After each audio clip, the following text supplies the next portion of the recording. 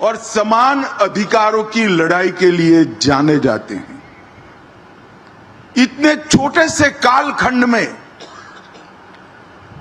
देश के एक विषम क्षेत्र में जन्मे आदिवासी बच्चे ने पूरे जनजातीय समाज को एकजुट कर अपने अधिकार के लिए शांतिपूर्ण मार्ग पर लड़ने की शिक्षा दी। हम बोडो है, इसका हमें गर्व है और इस सूत्र को लेकर बोडोफा ने दारुण गरीबी में जीने वाले सभी जनजाति के लोगों को एकत्रित किया और संघर्ष करने की शुरुआत की। दिल्ली में आवाज बुलंद की, बीएससी, बीए भी किया, एलएलबी भी किया और इन्होंने जितनी परीक्षाएं पास की, इससे सबसे बड़ी परीक्षा थी बोडोलैंड की आवाज को कश्मीर से कन्याकुमारी तक पहुंचाना और अधिकारों को प्राप्त करने के लिए संघर्ष शुरू करना। मगर आज बोडोफा नहीं है, जियो और जीने दो का उनका सूत्र पूरे बोडोलैंड, पूरे आदिवासी समाज ने स्वीकारा है। और आज अगर बोडोफा होते तो उनको देखकर बड़ा आनंद आता। हजारों युवाओं के बलिदान के बाद आज हमारा बोडोलैंड शांति और विकास के रास्ते पर आगे बढ़ चुका है। पूरा असम बोडोलैंड के लोगों को स्वीकारता है और बोडोलैंड असम को स्वीकारता है। आज बोडोलैंड से बहुत सारे लोग मुझे सुन रहे हैं। मैं सभी को कहना चाहता हूं कि जरा सी भी इंफीरियरिटी कॉम्प्लेक्स आपके अंदर ना लाइएगा। इस देश पर आपका इतना ही अधिकार है जितना मेरा है। अब बोडोलैंड के युवा अपने अधिकार के लिए लड़ने की जरूरत नहीं है। 2014 से एक ऐसे व्यक्ति का शासन इस देश में है, ऐसी पार्टी का शासन इस देश में है जो मानते हैं कि भारत पर सबका अधिकार है और सब पर भारत का अधिकार है। और इसी सूत्र के तहत आज बोडोलैंड विकास के रास्ते पर आगे बढ़ा है। मैं 2019 में गृह मंत्री बना। प्रधानमंत्री जी ने नॉर्थ ईस्ट की समस्याओं को कंसंट्रेट करने का कहा। बोडोलैंड के लोगों के साथ चर्चा हुई। प्रमोद जी यहां बैठे हैं। 9 महीने की विशद चर्चा के बाद 2020 में बोडो एग्रीमेंट हुआ और सभी लोग हथियार डालकर आज मेन स्ट्रीम में शामिल हो चुके हैं। मगर देश भर के जनजाति समाज को मैं कहना चाहता हूं, भारतीय जनता पार्टी की जो सरकार है वो जो समझौते करती है इसका पालन भी करती है। भूतकाल में कई ऐसे समझौते हुए जिसका पालन भी आज हम कर रहे हैं।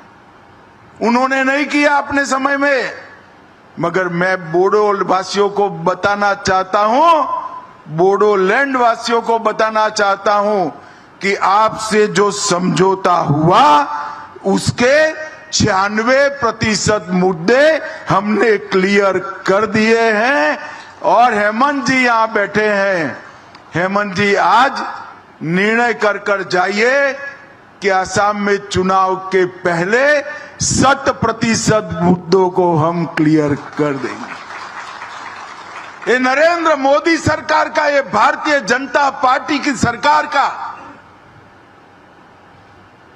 एक बहुत बड़ा भेंट है असम के लोगों को, नॉर्थ ईस्ट के लोगों को। हमने 20 से ज्यादा समझौते किए हैं। नॉर्थ ईस्ट में हमारे कॉल पर 10,000 से ज्यादा लोग हथियार छोड़कर मेन स्ट्रीम में आए हैं और ये 20 से ज्यादा समझौतों की एवरेज निकाले तो 78% बातों की पूर्ति ये 3-4 साल में भारतीय जनता पार्टी की मोदी सरकार ने कर दी। यही बताता है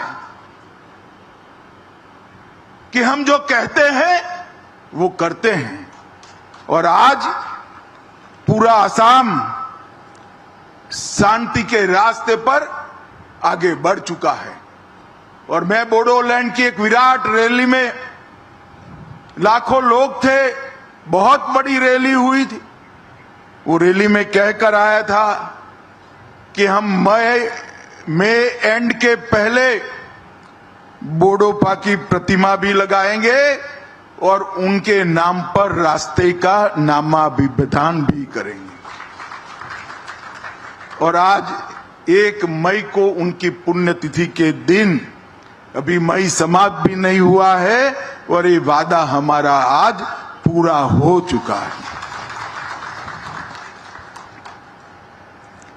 जिस दिल्ली के बोट क्लब पर बोडोपा ने बहुत बड़ी रैली कर बोडोलैंड के मुद्दों से पूरे देश को झकझोरने का काम किया था। 1987 की ऐतिहासिक जज फील्ड रैली और जिला स्तरीय सामूहिक रैलियों के माध्यम से जो जागृति लाई, आज वो उसका उद्देश्य पार कर चुकी है। बोडोपा के विचार, उनके लक्ष्यों की प्राप्ति के लिए अब बोडो युवाओं को संघर्ष करने की जरूरत नहीं है। मगर फिर भी आज मैं बोडोलैंड के युवाओं का आह्वान करना चाहता हूं कि आप सब जियो और जीने दो के सूत्र को, बाथो धर्म की, ब्रह्म धर्म की मूल कल्पना को आगे बढ़ाइए और असम के विकास के लिए अपना योगदान दीजिए। आज असम पूरे देश भर में औद्योगिक निवेश के लिए एक प्रकार से आकर्षक केंद्र बना है। जिस असम से स्वास्थ्य लाभ के लिए, हेल्थ की सेवाओं के लिए दिल्ली, मुंबई, चेन्नई, कलकत्ता जाना पड़ता था, आज बंगाल के लोग हेल्थ की सुविधाओं के लिए असम आ रहे हैं। असम में इतना विकास हुआ है। ढेर सारी इंडस्ट्रीज असम के अंदर विकसित हो रही है और ये विकास का संदेश न केवल असम, पूरे नॉर्थ ईस्ट के अंदर